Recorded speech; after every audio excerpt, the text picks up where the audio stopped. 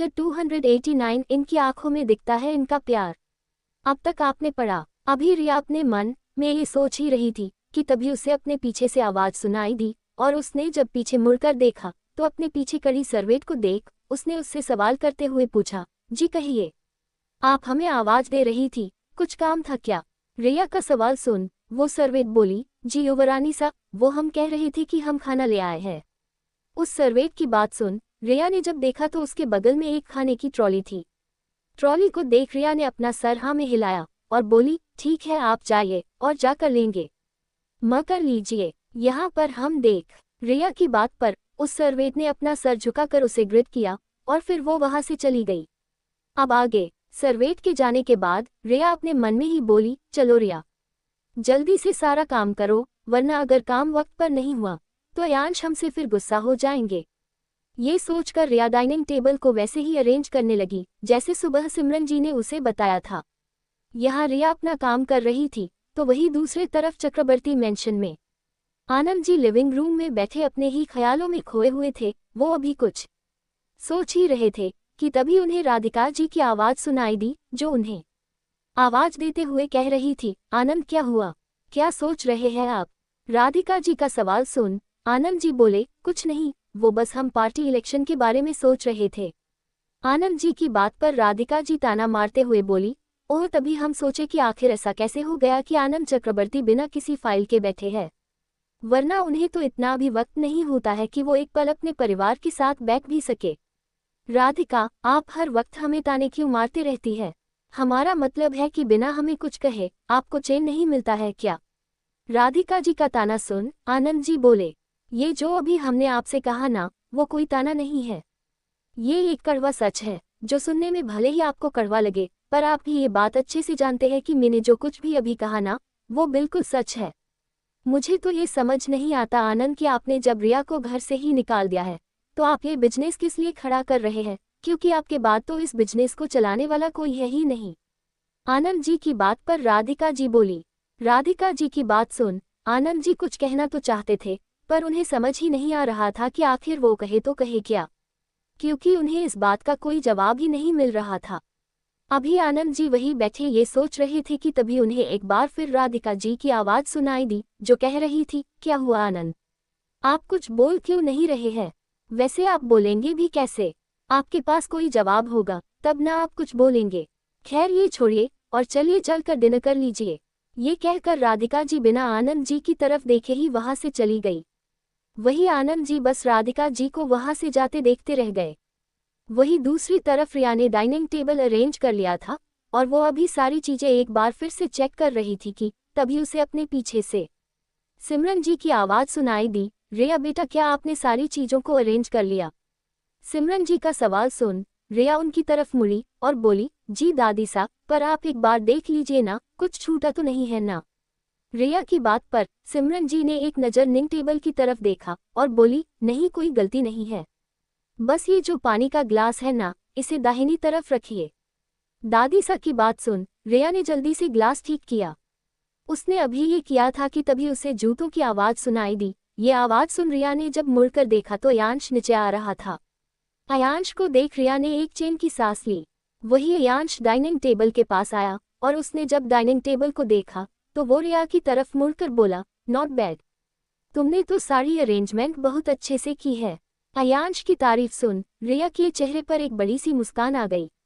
वो अपने मन में ही बोली, अयांश के मुंह से खुद की तारीफ सुनने के लिए तो मैं कुछ भी कर सकती हूँ, और मोम ने भी तो कहा था कि अयांश का दिल जीतने के लिए मुझे सबसे पहले उसकी फैमिली का दिल जीतना होगा। रिया अपने मन में ये सोच ही रही थी कि तभी अयांश ने उसे हिलाते हुए कहा, कहाँ खोई हुई हो?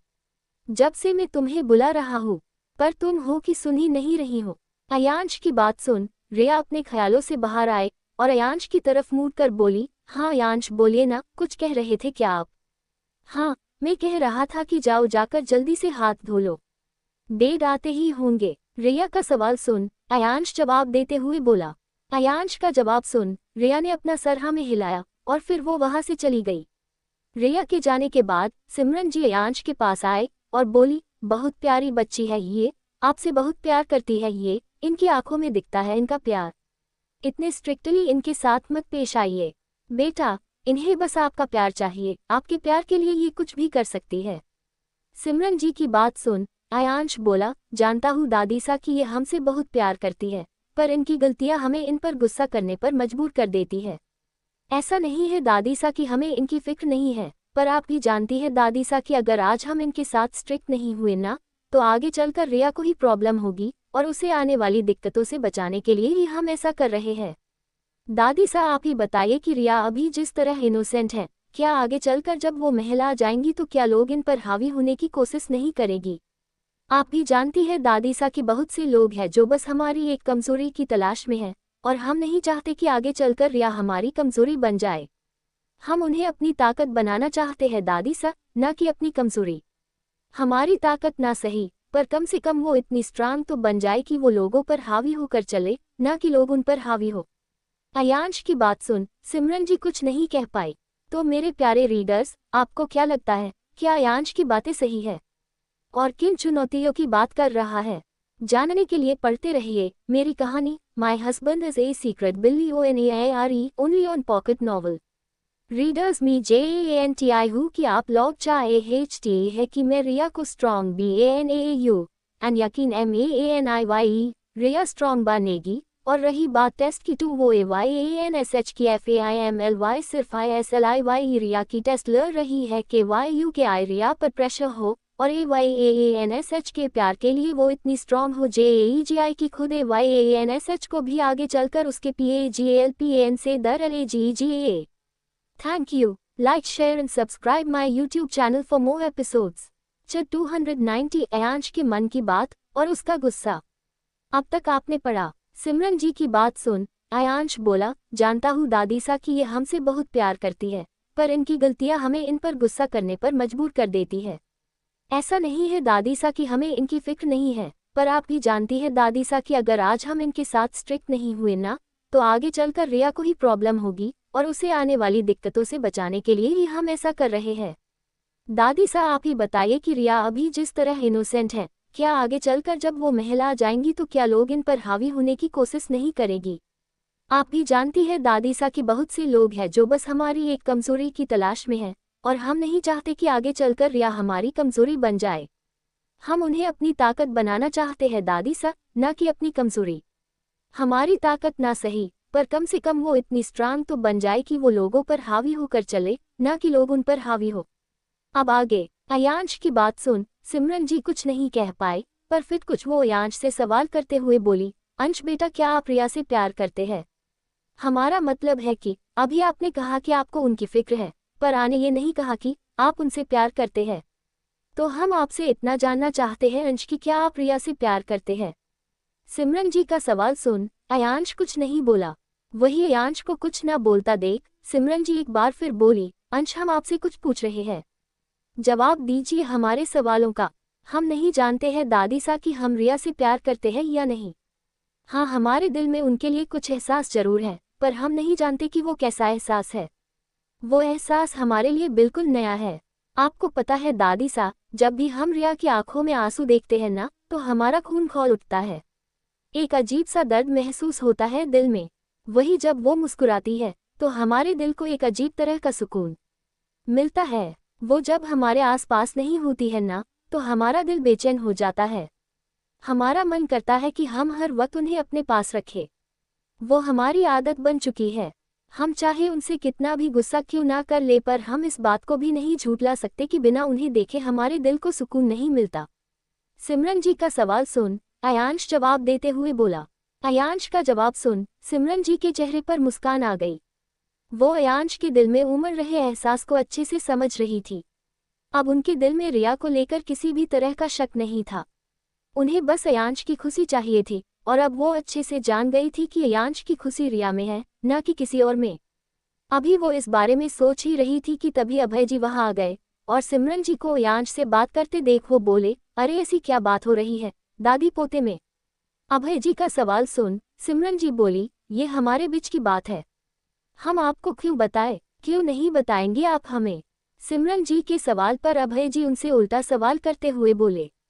अभय जी का सवाल सुन अभी सिमरन जी कुछ कहने ही वाली थी कि तभी एक बार फिर किसी के कदमों की आवाज सुनाई देने लगी।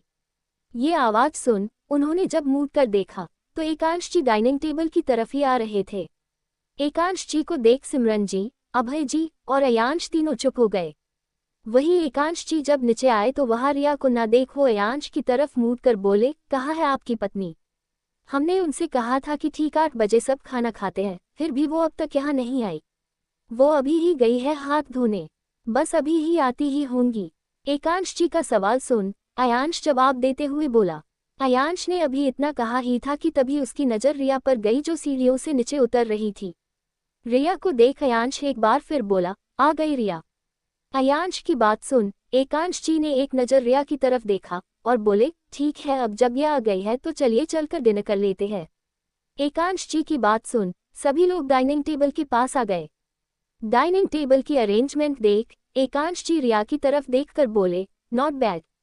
टेबल तो आपने अच्छे से अरेंज किया है।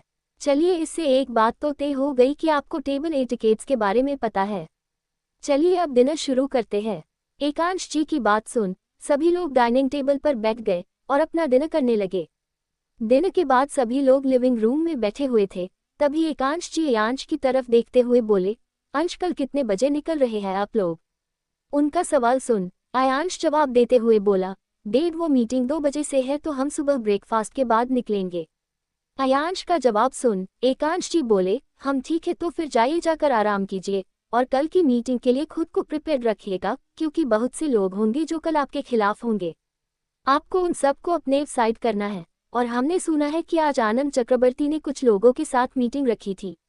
आनंद चक्रवर्ती इस साल दिल्ली इलेक्शन में वो खुद उतरना चाहते थे, तो हमें इस बात पर पूरा यकीन है कि उन्होंने ये मीटिंग आपके हक में तो नहीं रखी होगी, इसलिए खुद को तैयार रखिएगा।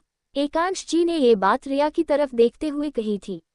वही रिया ने जब एकांश जी की कही बातों को सुना तो उसका चेहरा गुस्से से लाल हो गया।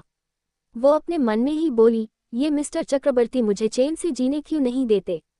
आखिर उन्हें मुझसे प्रॉब्लम क्या है?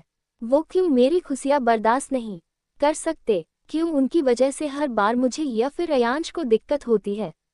रिया अपने मन में ये सोच ही रही थी कि तभी उसे अयांश की आवाज़ सुनाई दी जो एकांश जी से कह रहा था, डेड आप चिंता मत कीजिए, मैं सब हैंडल कर लूँगा। अयांश की बात पर एकांश जी ने अपना सर हाँ में हिलाया। वही सिमरन जी जो कब से एकांश जी और अयांश की बातें सुन रही थी, वो उनसे सवाल करते हुए बोली, ये आनंद चक्रवर्ती कौन है? सिमरन जी का सवाल सुन अयांश ने एक नज़र रिया की तरफ देखा और फिर बोला, चक्रवर्ती ग्रुप उसके हेड और हमारे पार्टी के मेंबर हैं आनंद चक्रवर्ती। अयांश की बात सुन सिमरन जी ने अपना सर हाँ में हिला दिया। तभी उन्हें एकांश जी की आवाज़ सुनाई दी जो कह रहे थे, आप एक बात तो कहना ही भूल गए कि आनंद चक्रवर्ती रिया के डैड और आपके फादर इन लॉ है। एकांश जी की बात सिमरन जी और अभय जी दोनों ही शॉक हो गए। वही उनकी बात पर अयांश को गुस्सा आ गया और वो गुस्से में ही बोला, डैड वो बाप कहलाने के लायक नहीं है। वो तो अपने घमंड में इस कदर चूर हो चुके हैं कि उन्होंने अपनी खुद की बेटी के करैक्टर पर सवाल उठाने से पहले एक बार भी नहीं सोचा।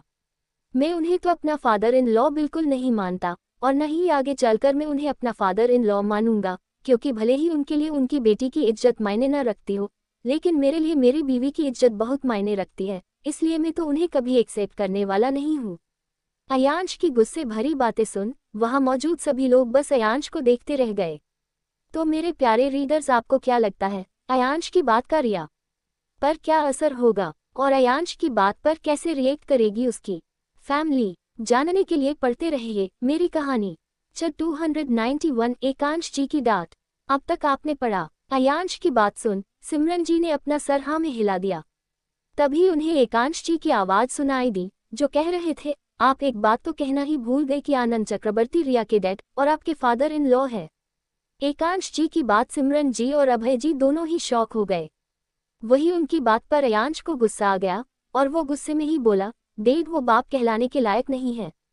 वो तो अपने घमंड में इस कदर चूर हो चुके हैं कि उन्होंने अपनी खुद की बेटी के करैक्टर पर सवाल उठाने से पहले एक बार भी नहीं सोचा। मैं उन्हें तो अपना फादर इन लॉ बिल्कुल नहीं मानता और न ही आगे चलकर मैं उन्हें अपना फादर इन लॉ मानूंगा, क्योंकि भले ही उनके लिए उनकी बेटी की इज्जत मायने न रखती हो, लेकिन मेरे लिए मेरी बीवी की इज्जत बहुत मायने रखती है, इसलिए मैं तो उन्हें कभी एक्सेप्ट करने वाला नहीं हूँ।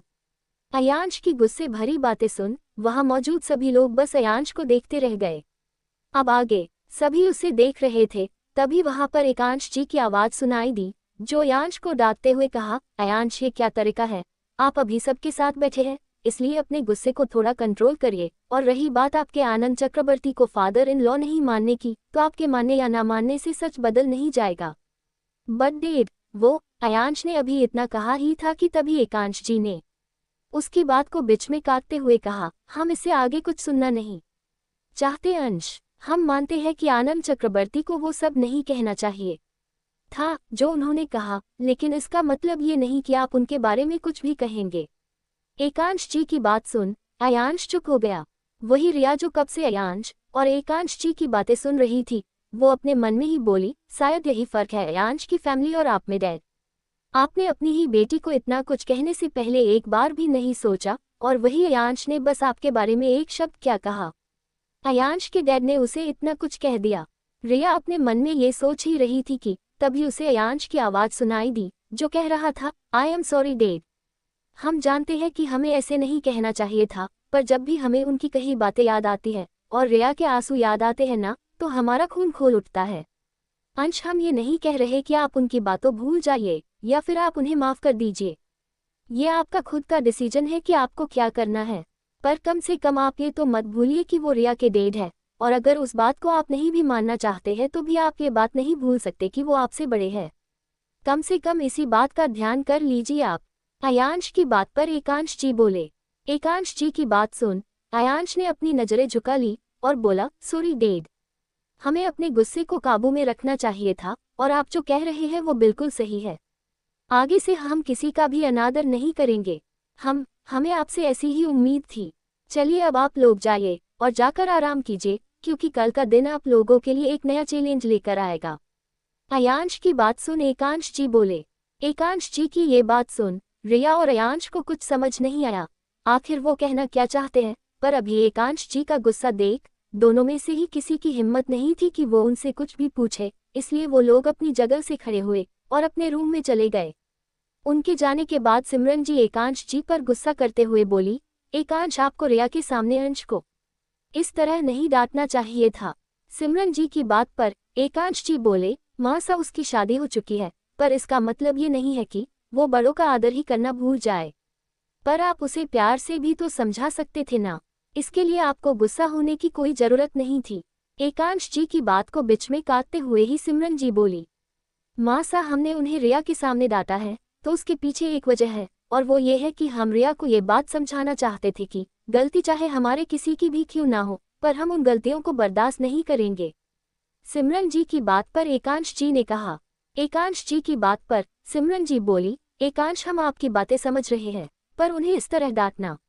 अभी सिमरन जी ने इतना कहा ही था कि तभी एकांश जी ने उनकी बात को बीच में काटते हुए कहा, माँ सा, अभी तो हमने बस अयांश को डांटा है, अगर वो दोबारा कुछ गलत करेंगे ना तो हम उन्हें सजा भी देंगे, और ऐसा करने से कोई हमें नहीं रोक सकता। माँ सा, हम जानते हैं कि आप नहीं चाहती कि हम रिया के सामने अयांश को डांटे, पर हम ऐसा नहीं करेंगे, क्योंकि भले ही अयांश की शादी क्यों ना हो गई हो, पर वो आज भी हमारे बेटे हैं। अगर वो गलती करेंगी तो हम उन्हें डांटेंगे भी और सजा भी देंगे। इतना कहकर एकांश जी वहां से चले गए। वही उन्हें इस तरह जाते देख सिमरन जी अभय जी की तरफ मुड़ी और बोली, आप उन्हें कुछ कहते क्यों नहीं है। सिमरन जी का सवाल सुन अभय जी बोले, हम उनसे क्या कहे सिमरन, हमें लगता है कि एकांश ने जो कहा वो गलत नहीं था। आप सिर्फ वही देख रही है जो आप देखना चाहती है। आप ये कैसे भूल रही है सिमरन कि अयांश पूरे राठौर परिवार का नेक्स्ट हेड है, और उनकी गलती का खामियाजा पूरे परिवार को भुगतना पड़ सकता है। ऐसे में हमें एकांश का उनके साथ स्ट्रिक्ट होना गलत नहीं लगता। अगर हम इस बात को नजरअंदाज भी कर दे तो भी हम ये नहीं भूल सकते कि अयांश एकांश के बेटे हैं, और अगर वो कुछ भी गलत करते हैं तो एकांश को उन्हें डांटने का हक है। अभय जी की बात सुन सिमरन जी कुछ नहीं बोली। वो बस चुपचाप अभय जी को देखने लगी और अपने मन में ही बोली, हम जानते हैं कि एकांश ने कुछ गलत नहीं किया, पर हर कोई ऐसा नहीं सोचता। ऐसा भी तो हो सकता है ना कि रिया को ये बात पसंद ना आई हो, क्योंकि अक्सर एक बीवी बर्दाश्त नहीं कर पाती है कि उसके पति को कोई एक शब्द भी कहे। तो मेरे प्यारे रीडर्स, आपको क्या लगता है, क्या सिमरन जी का डर सही साबित होगा? क्या एकांश जी को अयांश का डांटना सही था? जानने के लिए पढ़ते रहिए मेरी कहानी my husband is a secret billionaire only on pocket novel. Thank you. 293 promise. अब तक आपने पढ़ा। अयांश की बात सुन रिया बोली, पर इस दूध में तो उन्होंने कुछ मिलाया है ना। रिया की ये बात सुन अयांश शॉक हो गया और शॉक में रिया की तरफ देखने लगा। वही अयांश को इस तरह शॉक में देख रिया बोली, मैंने अभी आपको फोन में बात करते हुए सुन लिया था। ये कहते हुए रिया की आंखें नम हो गई। वही अयांश ने जब रिया की नम आंखों को देखा तो वो उससे कुछ कहने ही वाला था कि तभी रिया जल्दी से वॉशरूम में चली गई और अयांश तो बस रिया को जाते देखता रह गया। अब आगे वो अपने मन में ही बोला, कहीं रिया ने एक बार फिर मुझे गलत तो नहीं समझ लिया। ओह गॉड, अब पता नहीं मैं इसे कैसे समझाऊंगा। ऐसे ही तिया को लगता है कि मेरे मन में उसके लिए कुछ भी नहीं है। अयांश अपने मन में ये सोच ही रहा था, तभी उसका फोन बजने लगा, जिससे वो अपने ख्यालों से बाहर आया और उसने दूध का ट्रे वही टेबल पर रखा। उसने जब अपने फोन की तरफ देखा तो स्क्रीन पर मां सा लिखा देख उसने अनन्या जी का कॉल पिक कर लिया। उसके कॉल पिक करते ही उधर से अनन्या जी की आवाज सुनाई दी। जान क्या कर रहे हैं आप? अनन्या जी का सवाल सुन अयांश जवाब देते हुए बोला, कुछ नहीं माँ सा, वो बस दादी सा ने दूध का ट्रे भेजा था। तो अभी अयांश ने इतना कहा ही था कि तभी अनन्या जी ने उसकी बात को बीच में काटते हुए कहा, अयांश आपने और रिया ने वो दूध पी लिया ना? अनन्या जी का सवाल सुन अयांश बोला, नहीं माँ सा, वो। अयांश ने इतना कहा ही था कि अनन्या जी बोली, अयांश हमारी बात ध्यान से सुनिए, आप और रिया दोनों ही वो दूध पेंगे। अंश वो बूटी एक तरह से हमारे परिवार के लिए एक अमृत है। शादी के बाद हमारे यहाँ हर जोड़े को उस दूध को पीना होता है। हम नहीं चाहते कि जो गलती हमने की है वो आप करें, और इस मामले हम आपकी एक लापरवाही नहीं बर्दाश्त करेंगे। पर माँ सा, हमें लगता है कि रिया अभी बच्चा नहीं संभाल पाएगी। हमारा मतलब है कि आगे चलकर उन पर बहुत सी जिम्मेदारियां होंगी और साथ में बच्चा। ये कहकर अयांश चुप हो गया। वही अनन्या जी ने उसके मन की बात जान ली और वो बोली, अंश हम जान रहे हैं कि आपको रिया की फिक्र हो रही है। आपको यही चिंता सता रही है ना कि रिया इन सब जिम्मेदारियों को एक साथ नहीं संभाल पाएंगी, और ऐसे में एक बच्चे के बारे में सोचना आपको सही नहीं लग रहा। आपको लग रहा है कि वो बच्चा आपकी कमजोरी न बन जाए और आपके दुश्मन उस बच्चे को और रिया को नुकसान ना पहुंचा दे। क्यों सही कहा ना हमने? अनन्या जी की बात पर अयांश बोला, माँ सा आप हमारे डर को इतने अच्छे से कैसे जान लेती है?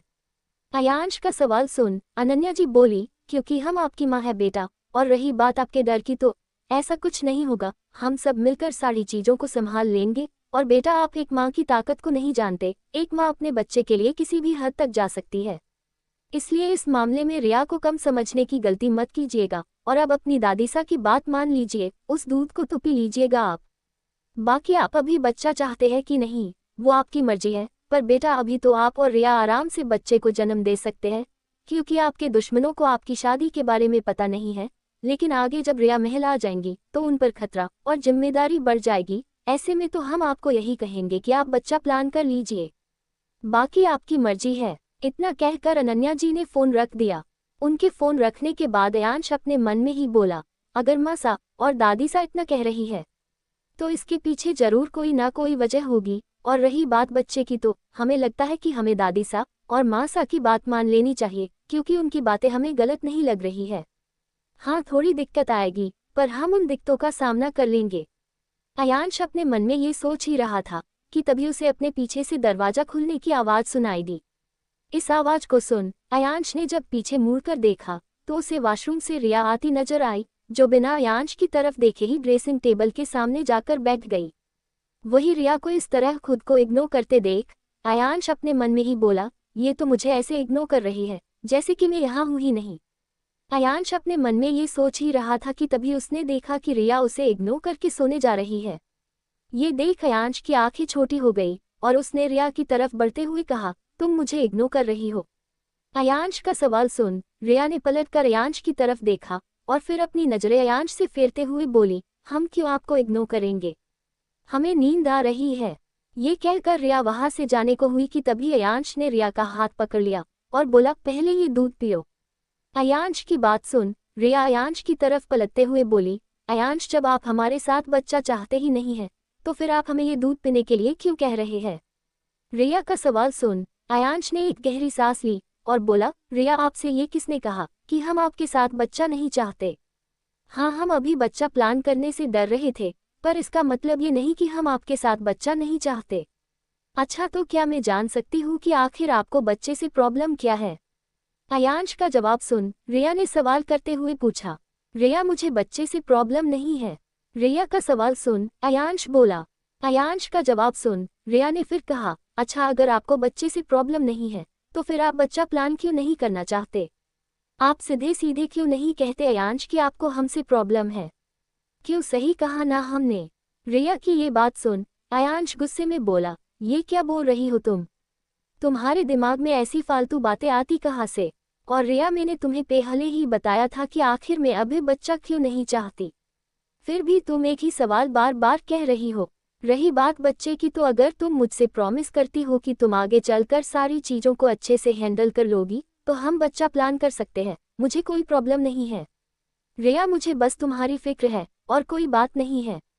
मुझे इस बात की फिक्र है कि तुम सारी चीज़ों को एक साथ हैंडल नहीं कर पाओगी। हमारा परिवार बहुत बड़ा है रिया, और उसी के साथ एक बच्चे जिम्मेदारी।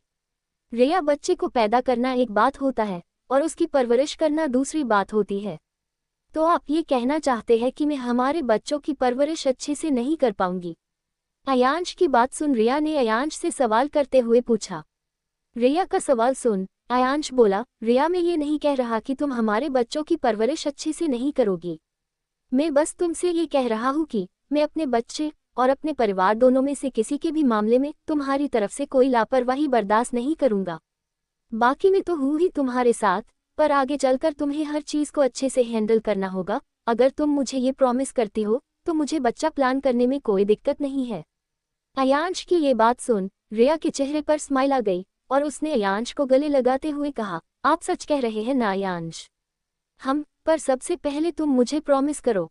रिया का सवाल सुन अयांश बोला, ओके, मैं आपसे प्रॉमिस करती हूँ कि मेरी तरफ से आपको कोई भी शिकायत का मौका नहीं मिलेगा।